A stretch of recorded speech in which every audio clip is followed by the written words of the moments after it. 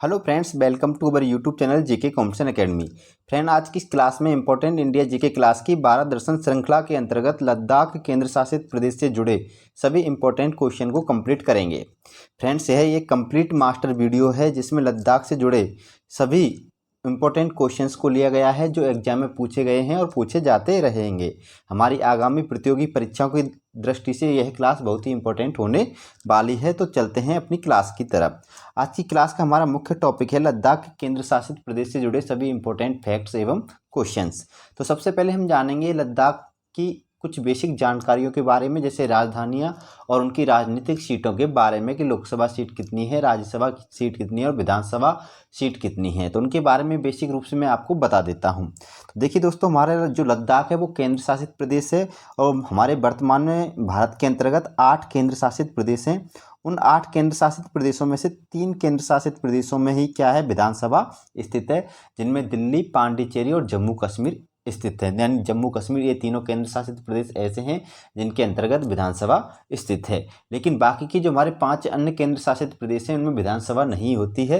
तो इस प्रकार हमारा जो लद्दाख केंद्र शासित प्रदेश है इसके अंतर्गत विधानसभा नहीं है। तो इस प्रकार हम कह सकते हैं कि लद्दाख के अंदर जब विधानसभा नहीं है तो यहाँ पर कोई भी विधानसभा सीट भी नहीं होगी। तो इस प्रकार यहाँ पर विधानसभा सीट क्या मानी जाएगी, जीरो मानी जाएगी, यानी विधानसभा है ही नहीं है, तो यहाँ पर कोई सीट भी नहीं है। बात करते हैं लोकसभा सीट की। तो यहाँ पे लोकसभा सीट कितनी है, एक है हमारे किसके अंतर्गत, लद्दाख के अंतर्गत। तो एक विधानसभा सीट है और जो वहाँ के सांसद हैं वो हैं उस विधानसभा सीट पर जमयांग सेरिंग नामग्याल वर्तमान में वहाँ पे सांसद हैं जो बीजेपी पार्टी से संबंध रखते हैं, जो बीजेपी पार्टी के हैं। यहाँ की बात करते हैं राज्यसभा सीट की। तो यहाँ पे राज्यसभा सीट भी कितनी है, 0 है, 0 है। वर्तमान में यहाँ के जो उपराज्यपाल हैं वो राधा कृष्ण माथुर हैं लद्दाख केंद्र शासित प्रदेश के। और लद्दाख केंद्र शासित प्रदेश की 2 राजधानियाँ हैं जिसमें ग्रीष्मकालीन राजधानी लेह है और शीतकालीन राजधानी कारगिल है। ये तो हो गई इनकी बेसिक जानकारी हमारे लद्दाख केंद्र शासित प्रदेश से जुड़ी हुई। और बात करते हैं जिलों की संख्या। तो यहाँ पे जिलों की संख्या मात्र कितनी है, लद्दाख के अंतर्गत 2 है। जबकि मैंने आपको बताया था कि लद्दाख केंद्र शासित प्रदेश को जम्मू कश्मीर राज्य से अलग करके जम्मू कश्मीर राज्य के अंतर्गत 2 केंद्र शासित प्रदेश बना दिए गए, एक जम्मू और कश्मीर केंद्र शासित प्रदेश और दूसरा लद्दाख केंद्र शासित प्रदेश। ये थी बात। जब जम्मू कश्मीर एक राज्य था उस समय वहाँ पे 22 जिले अवस्थित थे, लेकिन जब इन दोनों को अलग करके केंद्र शासित प्रदेश बनाया गया तो 20 जिले तो किस में हो गए, जम्मू कश्मीर में हो गए, और 2 जिले किस में हैं, लद्दाख में अवस्थित हैं। इस प्रकार हम कह सकते हैं कि जम्मू और कश्मीर केंद्र शासित प्रदेश में कितने जिले हैं, 20, और लद्दाख में कितने जिले हैं, 2 स्थित हैं। ठीक है, पॉइंट यहाँ तक क्लियर हो गए। अब मैं मैप में आपको कुछ इसकी जानकारियों के बारे में बता देता हूँ कि देखिए दोस्तों, ये हमारा लद्दाख का क्या है, मैप है। इसके अंतर्गत कुछ इंपॉर्टेंट फैक्ट्स को आपको समझना है। तो देखो, समझने वाली बात यहाँ पे ये है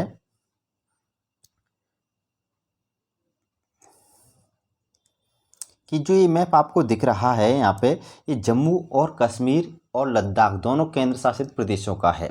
अब इसमें जो ये हिस्सा आपको दिख रहा है येलो और ग्रीन कलर का, यानी येलो और ग्रीन कलर का जो ये हिस्सा, दोनों हिस्से दिख रहे हैं, जे और के लिखा हुआ है, ये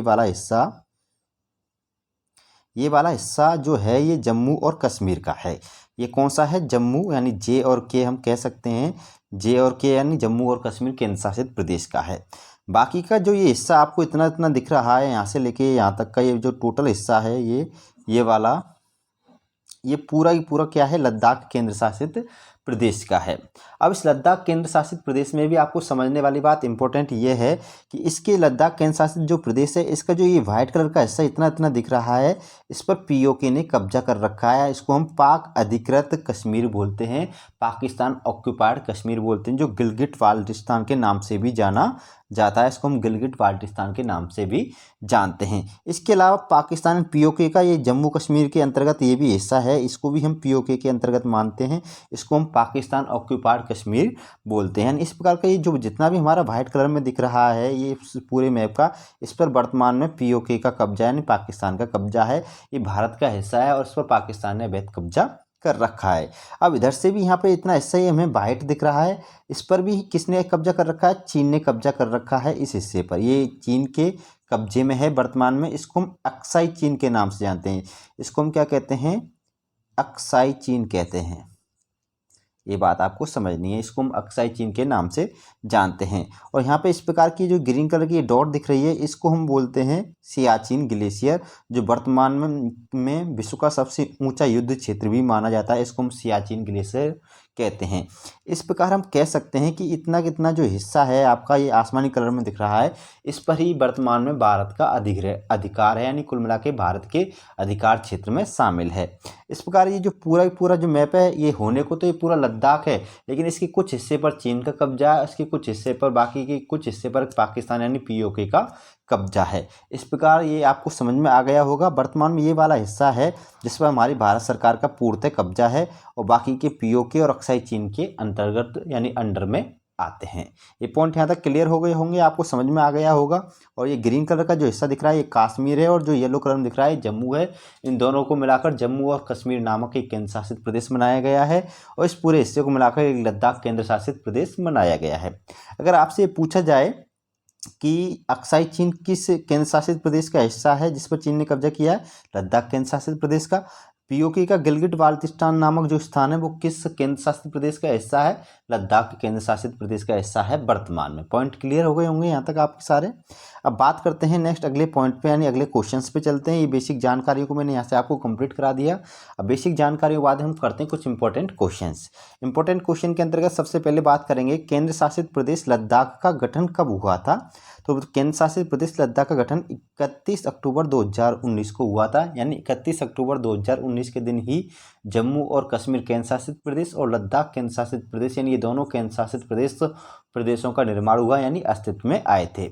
इनको अलग करने, यानी इनको जम्मू कश्मीर राज्य को दो केंद्र शासित प्रदेशों में बांटने का निर्णय 5 अगस्त 2019 को ही हो गया था। यानी इन जम्मू कश्मीर को और लद्दाख को नामक दो केंद्र शासित प्रदेशों में बांटने का निर्णय कब हुआ था, 5 अगस्त 2019 को।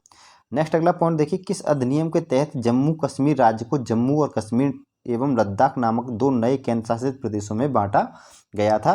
तो जम्मू कश्मीर पुनर्गठन अधिनियम 2019 के तहत बांटा गया था। और कब बांटा गया था, 5 अगस्त 2019 को इनको दो केंद्र शासित प्रदेशों में बांट दिया था, जम्मू कश्मीर राज्य को। और इन दोनों को बांटकर इनको जो इनका निर्माण किया गया था वो 31 अक्टूबर 2019 को कम्प्लीटली कर दिया था। संसद की लोकसभा में जम्मू कश्मीर पुनर्गठन बिल के पक्ष में कितने वोट पड़े थे, 370 वोट पड़े थे। अगर इनके बारे में आपको और भी डिटेल से जानना है तो हमारी जो पिछली वीडियो है जम्मू और कश्मीर राज्य की, उस वीडियो में हमने इन अनुच्छेदों के बारे में, इस बिल के बारे में और भी डिटेल से बताया है, आप उस वीडियो में जाकर देख सकते हैं। बात करते हैं नेक्स्ट अगले पॉइंट की, कि जम्मू कश्मीर पुनर्गठन के बाद क्षेत्रफल की दृष्टि से भारत का सबसे बड़ा जिला कौन सा बन गया है। तो जम्मू कश्मीर के पुनर्गठन के बाद क्षेत्रफल की दृष्टि से भारत का सबसे बड़ा जो जिला बना है वो लेह बना है, ठीक है। और जब ये जम्मू कश्मीर राज्य के अंतर्गत आता था तो भारत का सबसे बड़ा जिला कच्छ था, ठीक है। कौन सा था, कच्छ था। भारत का क्षेत्रफल की दृष्टि से सबसे बड़ा जिला पहले कच्छ था, लेकिन लद्दाख केंद्र शासित प्रदेश बनने के बाद में जो लेह जिला है इस क्षेत्रफल की दृष्टि से भारत का सबसे बड़ा जिला बन गया है, और जो कच्छ पहले सबसे बड़ा था वो अब दूसरे स्थान पर चला गया है। नेक्स्ट अगला क्वेश्चन देखिए, क्षेत्रफल के हिसाब से भारत का सबसे बड़ा केंद्र शासित प्रदेश कौन सा है। तो क्षेत्रफल के हिसाब से भारत का सबसे बड़ा केंद्र शासित प्रदेश है लद्दाख, ठीक है। अगला क्वेश्चन है, लद्दाख केंद्र शासित प्रदेश के पहले उपराज्यपाल कौन नियुक्त हुए हैं।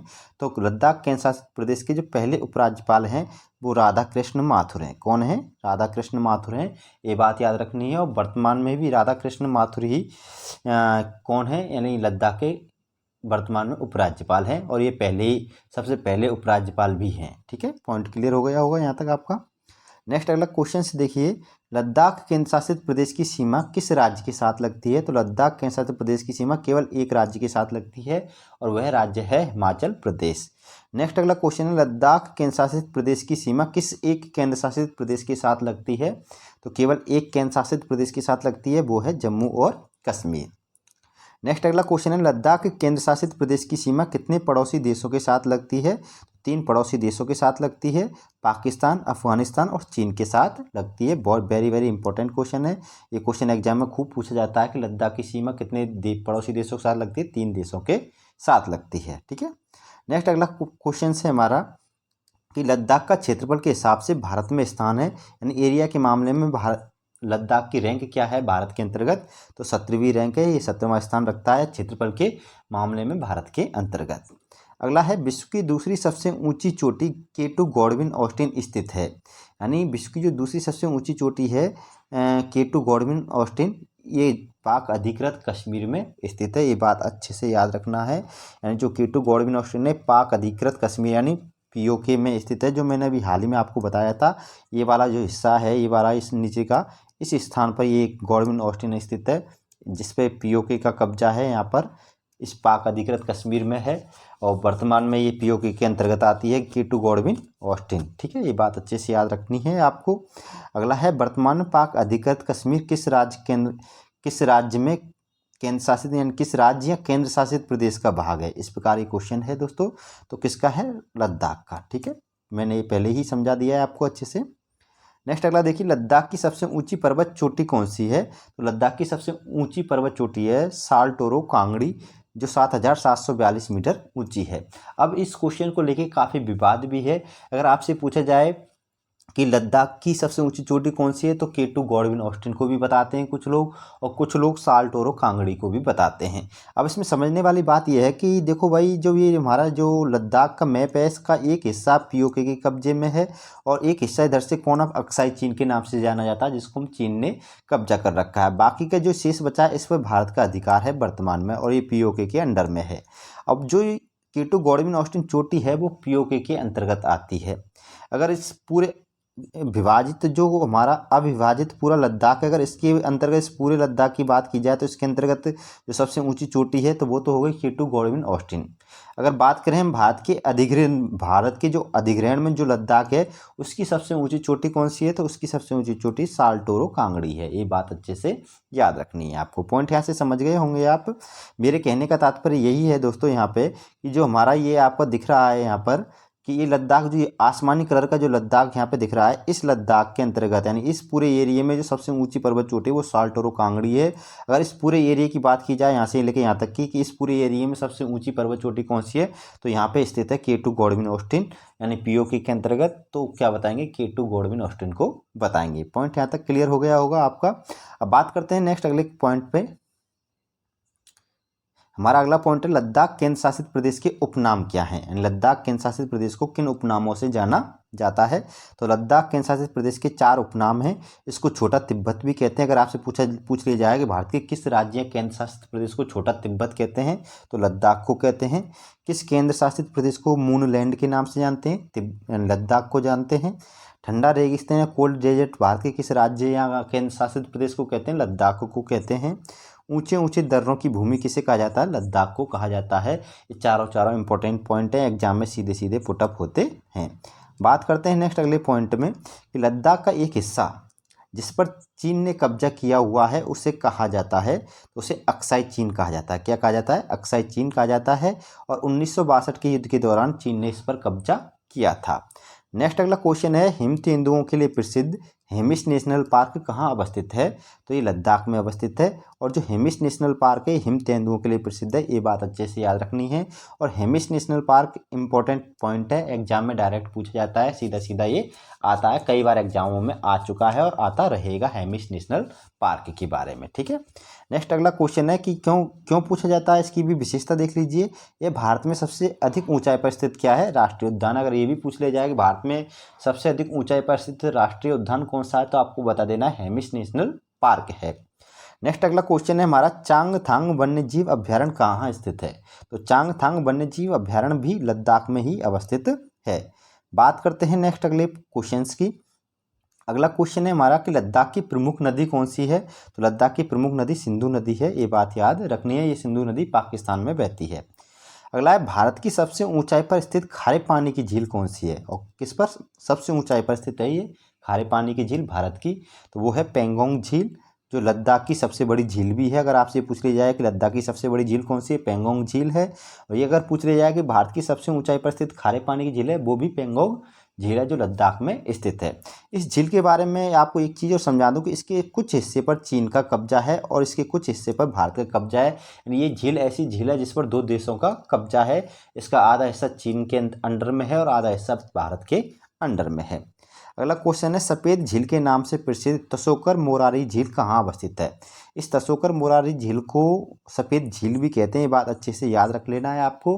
और ये लद्दाख में अवस्थित है। और ये जो तसोकर मोरारी झील है ये रामसर साइट यानी विश्व की आर्द्र भूमियों में शामिल है। विश्व की आर्द्र भूमियों की जो लिस्ट है, सूची है, उसमें इसको शामिल भी किया गया है। रामसर साइट में शामिल झील है। नेक्स्ट अगला क्वेश्चन है हमारा, सफ़ेद गुंबद के नाम से प्रसिद्ध बौद्ध धर्म का शांति स्तूप कहाँ अवस्थित है? ये शांति स्तूप है, ये लद्दाख में अवस्थित है। इसको सफ़ेद गुंबद के नाम से भी जाना जाता है, जो लद्दाख के लेह में स्थित है। इसे जापानी बौद्ध भिक्षु गयोम्यो नाकामूरा द्वारा बनाया गया था, ये भी पॉइंट याद रखना है। अगला क्वेश्चन है, भारत का कौन सा केंद्र शासित प्रदेश उत्तर में कराकोरम श्रेणी तथा दक्षिण में हिमालय पर्वत के बीच अवस्थित है? यानी हम कह सकते हैं कि उत्तर में तो कौन सी श्रेणी है? कराकोरम श्रेणी है। और दक्षिण में कौन सी श्रेणी है? हिमालय पर्वत श्रेणी है। और उन दोनों के बीच में अवस्थित है, तो वो है हमारा लद्दाख केंद्र शासित प्रदेश। अगला है, लद्दाख की प्रसिद्ध घाटी कौन सी है? सबसे फेमस घाटी कौन सी है? वो है मरखा घाटी, लद्दाख की सबसे फेमस घाटी है। और ये क्वेश्चन एग्जाम में डायरेक्ट पूछा जाता है कि मरखा घाटी कहाँ अवस्थित है? लद्दाख में। नेक्स्ट अगला क्वेश्चन है हमारा, पुग्गा घाटी कहाँ अवस्थित है? तो पुग्गा घाटी भी लद्दाख में अवस्थित है। इंपॉर्टेंट क्वेश्चन है। अगला क्वेश्चन है, भारत का सबसे कम वर्षा वाला है, यहाँ पे वर्षा भी नोट कर लेना है, बीच में इस स्थान पे वर्षा रह गया है। तो भारत का सबसे कम वर्षा वाला स्थान है लेह। कौन सा है? लेह है। और ये एग्जाम में डायरेक्ट पूछा जाता है, इंपॉर्टेंट क्वेश्चन है। अगला क्वेश्चन है, सियाचिन हिमनद से निकलने वाली नुब्रा नदी द्वारा निर्मित है। सियाचिन नदी, सियाचिन हिमनद के बारे में बता दिया आपको, इस स्थान पे स्थित था, मैंने इसको डार्क भी किया था, वो सियाचिन हिमनद है। और उस सियाचिन हिमनद से एक नदी निकलती है, नुब्रा नदी, और उस नुब्रा नदी द्वारा नुब्रा घाटी का निर्माण किया जाता है। ठीक है, पॉइंट क्लियर। नेक्स्ट अगला क्वेश्चन है, चीन ने नुब्रा घाटी और जिनजियांग प्रांत के बीच प्राचीन व्यापार मार्ग को कब बंद कर दिया था?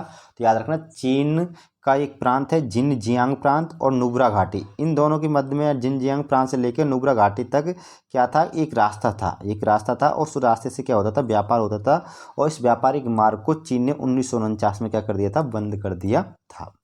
नेक्स्ट अगला क्वेश्चन है, विश्व का सबसे ऊंचा युद्ध क्षेत्र है कौन सा है? तो मैंने अभी बताया था कि विश्व का सबसे ऊंचा युद्ध क्षेत्र है सियाचिन ग्लेशियर है, सियाचिन हिमनद है, जो कराकोरम पर्वत श्रेणी में अवस्थित है। ठीक है, हिमालय की कराकोरम श्रेणी में अवस्थित है सियाचिन ग्लेशियर। कई बार पूछा भी जाता है कि सियाचिन ग्लेशियर कहाँ अवस्थित है?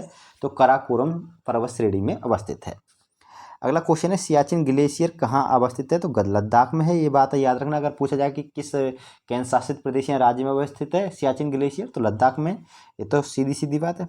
नेक्स्ट अगला क्वेश्चन देखिए कि लद्दाख के उत्तर पूर्व सिरे पर स्थित सियाचिन ग्लेशियर भारत और पाकिस्तान के बीच विवाद की एक वजह कब बना था? तो याद रखना 1984 में। ठीक है, 1984 से सियाचिन ग्लेशियर को लेकर भारत और पाकिस्तान के मध्य में क्या हो गया? विवाद होना प्रारंभ हो गया था। अगला क्वेश्चन है, 1999 में हुए कारगिल युद्ध को भारतीय सेना ने क्या नाम दिया था? 1999 ईस्वी में कारगिल युद्ध हुआ था और इस युद्ध को भारतीय सेना ने ऑपरेशन विजय नाम दिया था। तो अगला क्वेश्चन है, कारगिल विजय दिवस कब मनाया जाता है? तो 26 जुलाई को प्रतिवर्ष कारगिल विजय दिवस मनाया जाता है। वेरी इंपॉर्टेंट क्वेश्चन है, ये दोनों एग्जाम में सीधे सीधे पूछे जाते हैं। नेक्स्ट अगला क्वेश्चन से हमारा कि लद्दाख को कारगिल व लेह जिलों में बांटा गया था। यानी लद्दाख के दो जिले हैं, कारगिल और लेह, और इन दोनों जिलों में लद्दाख को कब बांटा गया था? वर्ष 1979 में। ठीक है, ये बहुत इंपॉर्टेंट है, ज़्यादातर लोग इसमें 2019 करके आएंगे कि 2019 में लद्दाख को कारगिल व लेह जिले में बांटा गया था। ऐसा नहीं है, वर्ष 1979 में ही लद्दाख का विभाजन कर दिया गया था दो जिलों में। ठीक है, वो जिले कौन थे? लेह और कारगिल। ठीक है, पॉइंट क्लियर। नेक्स्ट अगला क्वेश्चन है, लद्दाख का विश्व प्रसिद्ध हेमिस गोम्पा उत्सव, ये बहुत इंपॉर्टेंट है और एग्जाम में बहुत ज़्यादा पूछा जाता है। इसको अच्छे से नोट कर लेना और याद भी कर लेना माइंड में। वेरी वेरी इंपॉर्टेंट क्वेश्चन है ये। और ये ऊपर वाला तो और भी ज़्यादा है, परीक्षाओं में आने की 100% इसकी संभावना भी है। तो देखिए, लद्दाख का जो विश्व प्रसिद्ध हेमिस गोम्पा उत्सव है, कौन सा उत्सव? हेमिस गोम्पा उत्सव है, ये जून के महीने में होता है। ये ज़्यादातर यही पॉइंट पूछता है कि हेमिस गोम्पा उत्सव कहाँ मनाया जाता है? लद्दाख में। और किस महीने में आयोजित होता है? जून के महीने में। और इस जो उत्सव है, इसका जो मुख्य आकर्षण केंद्र होता है वो यहाँ का मुखौटा नृत्य होता है। ये मुखौटा नृत्य है और मुखौटा लगाकर ये नृत्य किया जाता है। तो इस उत्सव का सबसे आकर्षक केंद्र इसी को माना जाता है। इसके अलावा लद्दाख में लोसार महोत्सव, दासमोची महोत्सव, सकदाब त्योहार भी मनाए जाते हैं। तो अगर आपसे पूछ लिया जाए कि लोसार उत्सव कहाँ मनाया जाता है, लद्दाख में, दासमोची महोत्सव कहाँ मनाया जाता है, लद्दाख में, सकदाब त्योहार कहाँ मनाया जाता है, लद्दाख में, और लद्दाख का सबसे प्रसिद्ध महोत्सव या फेस्टिवल कौन सा है, हेमिस गोम्पा फेस्टिवल। Point clear. नेक्स्ट अगला क्वेश्चन है हमारा, स्पितुक बौद्ध विहार कहाँ अवस्थित है। स्पितुक बौद्ध विहार अवस्थित है लेह में। ठीक है, ये बात याद रखना है, सीधा सीधा क्वेश्चन है, सीधा सीधा ही पूछा जाता है। नेक्स्ट यहाँ पे स्पुतिक बौद्ध विहार की विशेषता क्या है, ये बात भी याद रखना। यहाँ हर साल जनवरी में होने वाले पर्व में काली माता की प्रतिमाएं बड़े पैमाने पर प्रदर्शित की जाती हैं। ये बात याद रखना, यहाँ पे काली की जो प्रतिमाएं बहुत मात्रा में इस बौद्ध स्पुतिक विहार में क्या की जाती हैं, काली की प्रतिमाएं प्रदर्शित की जाती हैं। ठीक है, अगला है रंगदूम बौद्ध मठ कहाँ अवस्थित है। रंगदूम बौद्ध मठ कहाँ अवस्थित है, तो सुरु घाटी में अवस्थित है, और ये सुरु घाटी लद्दाख में स्थित है, सुरु घाटी, और यहाँ पे रंगदूम बौद्ध मठ अवस्थित है। और जो ये बौद्ध मठ है ये गोलंगुपा संप्रदाय से संबंधित है। किससे संबंध रखता है रंगदूम बौद्ध मठ, गोलंगुपा संप्रदाय से। ठीक है, नेक्स्ट अगला क्वेश्चन है, थिक्से मठ कहाँ अवस्थित है। तो थिक्से मठ लेह लद्दाख में अवस्थित है, लेह में।